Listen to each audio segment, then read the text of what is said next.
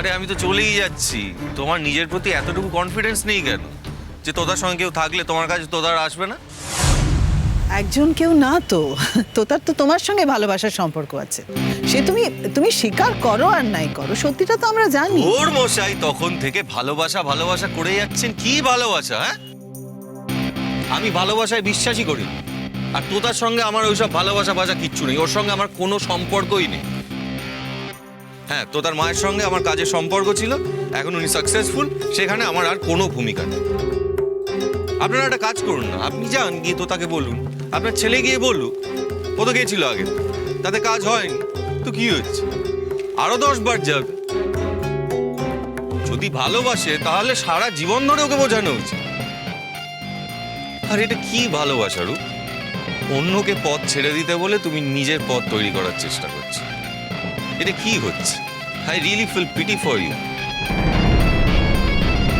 মানে তুমি আমার থেকে পড়াশোনায় ভালো, এতদূর লেখাপড়া করেছো, সব দিক থেকে তুমি আমার থেকে এগিয়ে, তাও তোমার এতটুকু সেন্স হলো না কি করলে তোতার মতো মেয়ের মন জয় করা যায়, সেটা তুমি এত বছরেও বুঝে উঠতে পারলে না। আবার তুমি আমার হেল্প চাইছো। আমি তোমাকে কিভাবে হেল্প করতে পারি এখানে বলো তো? আমি তো বলছি, আমি কথা দিচ্ছি যে আমি তোতার জীবনে আর থাকবো না, কিন্তু তারপরেও তোতা তোমাকে বিয়ে করবে কিনা সেটা তোতার ব্যাপার। আমি এই নিয়ে তোতাকে কিছু বোঝাতেও যাব না, ওকে কিছু বলতেও যাব না। দেখো, যদি মনে হয় যে তোতা তোমার কথা শুনবে, তাহলে তুমি... তোতা কেন আমার কথা শুনতে যাবে? এটা তো তোতার জীবনের ডিসিশন। ও রূপকে বিয়ে করবে কিনা সেই ডিসিশনটা ও নেবে। রূপও যদি পারে ওর ভুলটা ভাঙিয়ে নিজের জীবনে ফিরিয়ে আনতে, তো আনবে। এখানে আমার কোনো ভূমিকা নেই।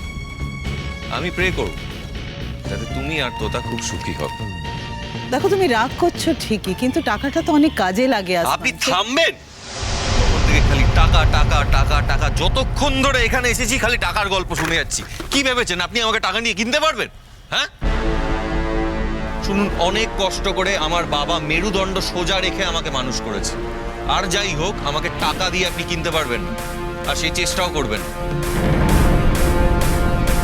আর যদি চেষ্টা করেন তাহলে কিন্তু আপনার হাত আগুনে পুড়ে যাবে, আর এই পুড়ে যাওয়ার কিন্তু কোনো চিকিৎসা হয় না। সাবধানে থাকবেন।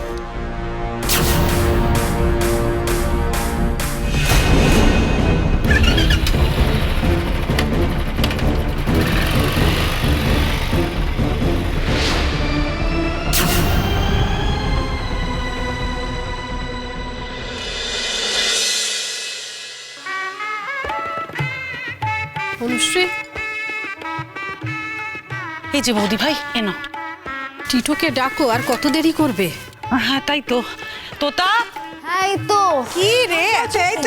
ঘুম থেকে তুলে আনতে আনতে বলে জানিস না তো এত ভালো আরে লাগে চো তাড়াতাড়ি। বিয়ে তো কার? হ্যাঁ, সত্যি, আরে চটিটা খুলে যা।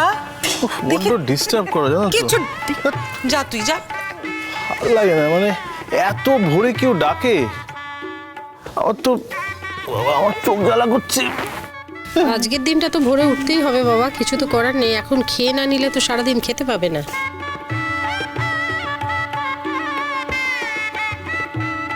ওমা, এইটা খাচ্ছে বলে সারাদিন আর কিছু খেতে পারবে না? না, ভাত টাত না খা, কিন্তু আর কিছু না খেলে খিদে পাবে তো। টিটো, তুমি ভেবো না, আমি মাঝে মাঝেই তোমাকে খাবার সাপ্লাই করবো। তোর আজকাল এইসব আবার কেউ মানে নাকি? একটা দিন মানলে তো কোনো অসুবিধে হবে না। মেয়েটার কথা ভাবছো না? তারও তো বিয়ে, সেও তো না খেয়েই থাকবে। তুমি কি করে জানলে ও খাবে না?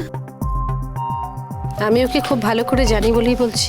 হ্যাঁ গো অপরাজিতা দি, ও মেয়ে আমাদের খুব নিয়ম মানা মেয়ে, জানো তো। ও তো জানেই খুব ভালো করে যে আজকে স্বামীর মঙ্গলের জন্য খেতে নেই।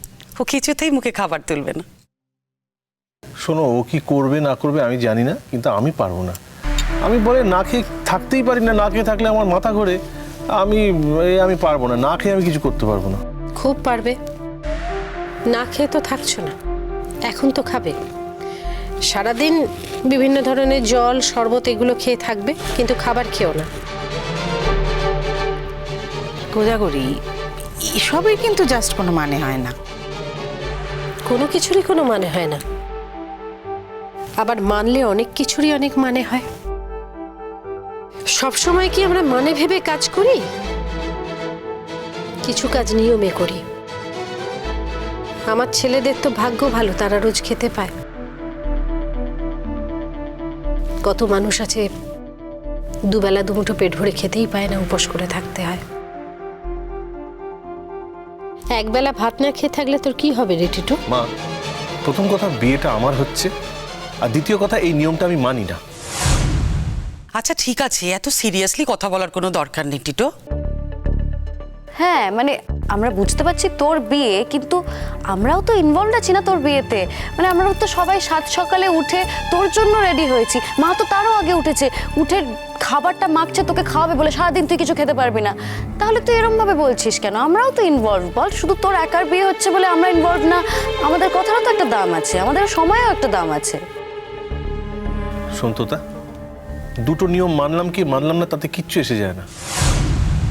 আমার মতে জীবনে একটা লক্ষ্য থাকা খুব দরকার।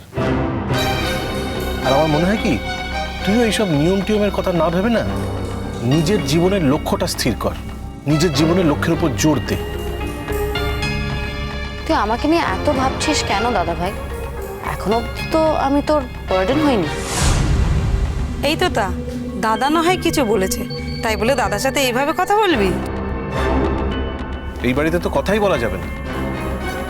এখন লক্ষ্যের কথা বলে খোঁচা দিয়ে কি লাভ? লক্ষ্য স্থির ছিল বলেই তো এতখানি লেখাপড়া করতে পেরেছে। হ্যাঁ, তুমি তো তোমার মেয়েকে সারাক্ষণ সাপোর্ট করেই যাবে, আর কি বা বলবো আমি। আমি আজকের দিনে তোর সঙ্গে কোনো তর্ক করতে চাই না। আমি জানি তুই খুব তর্কবাজ হয়েছিস। নে, খেয়ে নে। এই টিটু বাবু, ভালো করে খা, বেশি করে খা, যত পারিস পেট ভরে খা। নে, হাঁ কর, হাঁ কর। এই তোমরা শাক ভাজা উলো দাও। তুমি খাওয়াতে যাও কেন? আমি তো নিজেই খেতে পারি। নিজেই খাবি? প্রথম গ্রাসটা আজকের দিনে মাকে খাইয়ে দিতে হয়।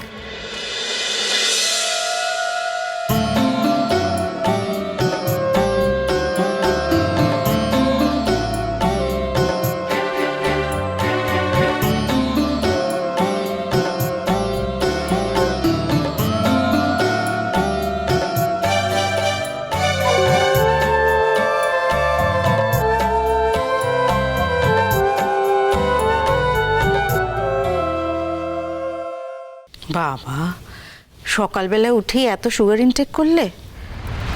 যাকে কি আর করা যাবে, তোমার তো খেতেই হবে, একটা দিন নিয়ম।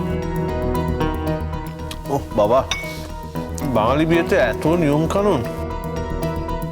নিয়ম যেমন আছে, নিয়মের মজাও আছে। কত মজা হয় বলতো? এই যে তোকে খাইয়ে আমরা জল সইতে যাব, গান গাইতে গাইতে যাব, কত মজা হবে, কত আনন্দ পাবো। কোজাগরি, তুমি কিন্তু আমাদেরকে অনেক আগে থেকেই বলে রেখেছিলে তোমার ছেলের বিয়েতে নাচবে, কিন্তু তুমি কিরকম গম্ভীর গম্ভীর হয়ে যাচ্ছ। তোমরা টিটোর কাকিমা, তোমরা আগে শুরু করবে, তারপর আমি নাচবো। তাই নাকি? হে খোঁজা করে তুমি নাচবে নাকি? ওয়াও, তাহলে তো দেখতেই হচ্ছে। মা শোনো, তোমার হোটেল ফোটেল নিয়ে কোকোর বাড়িতে নানা রকম প্রবলেম হচ্ছে। এবার যদি ওর আত্মীয় স্বজনরা এসে দেখে তুমি দেই দেই করে নাচছো, তাহলে ওর আত্মীয় স্বজন কে যে কি বলবে, আমার তো ভেবেই একদম অস্থির হয়ে যায়। দেখ টিটু, তোর জীবনটা যেরকম তোর, আমার জীবনটাও আমার। আমার জীবনটা তো কুকুর বাড়ির লোক কন্ট্রোল করবে না, আমি কন্ট্রোল করব। আমার যদি নাচতে ইচ্ছে করে আমি নাচবো, ওদের বাড়ির লোকের যদি বদনাম করতে ইচ্ছে করে ওরা করবে, তার জন্য তো আমি নাচ থামিয়ে দেবো না, কারণ আমার নাচ দেখে ভালো বলার লোকও তো আছে। ভালো বলার লোকগুলোকে বাদ দিয়ে যারা শুধু খারাপ বলছে, আমি তাদেরকে ধরতে যাবো কেন সবসময়? আর কোকোদের বাড়ির আত্মীয় স্বজন কি বললো না বললো তাতে আমার কি যায় আসে? কোকোদের আত্মীয় স্বজন তো কোকোদেরই পাশে দাঁড়ায় না। আজকে বিয়ে হচ্ছে বলে তারা আসছে।